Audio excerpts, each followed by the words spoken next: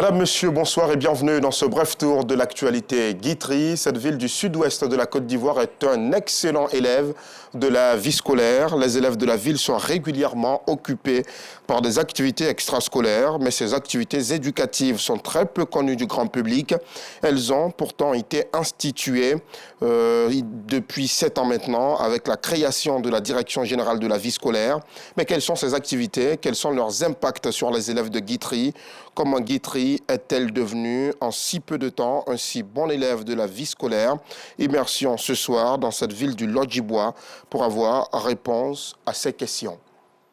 Et dans l'univers des médias, l'Union nationale des journalistes de Côte d'Ivoire a désormais une nouvelle salle de conférence. Le bâtiment, logé au sein de la maison de la presse d'Abidjan au Plateau, a été réalisé sous la supervision de l'Agence de soutien et de développement des médias. Inauguration officielle de cette salle par le ministre de la Communication et de l'Économie numérique ce jeudi 8 décembre 2022. Nous y reviendrons en long et en large à 19h30. Et puis, en religion, les fidèles chrétiens de la quasi-paroisse Christ-Roi de l'Univers ont célébré leur fête patronale. Ces célébrations marquent la fin de l'année liturgique, occasion pour les fidèles de cette quasi-paroisse d'accueillir également leur nouveau pasteur. Nous en reparlerons dans nos prochaines éditions. Et des milliers de personnes ont pratiqué le sport hier samedi dans la commune du Plateau. Ce semi-marathon pédestre a rassemblé plus de 2000 personnes pour être beaucoup plus précis. Il a pour objectif de prémunir les participants contre les maladies cardiovasculaires. À l'initiative de cette pratique du sport, l'entreprise citoyenne Caridor, c'est ce que nous montrent Arsène Kouassi et Aude Alegbé. La commune du Plateau a connu une ambiance particulière à l'occasion du semi-marathon pédestre long de 10 km. Venus de 13 communes du Grand Abidjan, environ 2000 randonneurs ont arpenté les artères du centre des affaires de la capitale économique.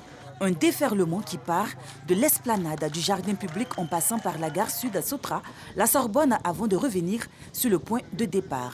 La séance de fitness a été conduite par le premier magistrat de la commune du Plateau. Faire du sport, c'est la santé et nous considérons que courir avec le 3e âge, courir avec la police municipale, ça nous permet de rester en forme et de montrer que c'est une commune sportive. Voilà. Plateau Smart City, ce n'est pas une vue de l'esprit, c'est une réalité.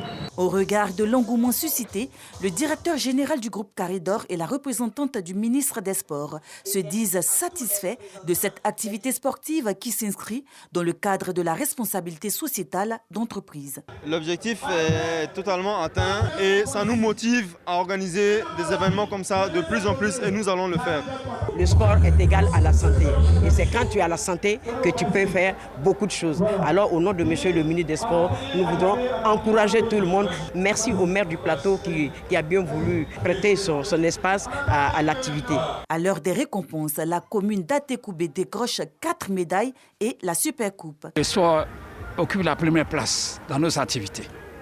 Ce n'est pas parce que nous avons forcément le ministre des Sports, mais on a compris qu'on peut, à travers le sport, on peut avoir la santé, on peut avoir la vie belle. Pari gagné pour les organisateurs qui songent à renouveler cette expérience l'année prochaine avec la même ambition, celle d'inciter la population à la pratique régulière du sport.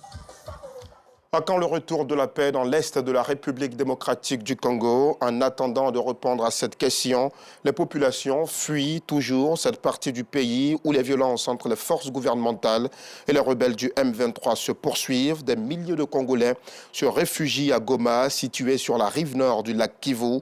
Selon l'ONU qui accuse la rébellion du M23, au moins 131 civils, dont 17 femmes et 12 enfants, ont été exécutés par balles ou à l'arme blanche fin novembre 2022. Et puis, ce mardi 13 décembre 2022, le Parlement sud-africain décidera s'il lance ou non une procédure de destitution contre le président Cyril Ramaphosa, accusé de corruption.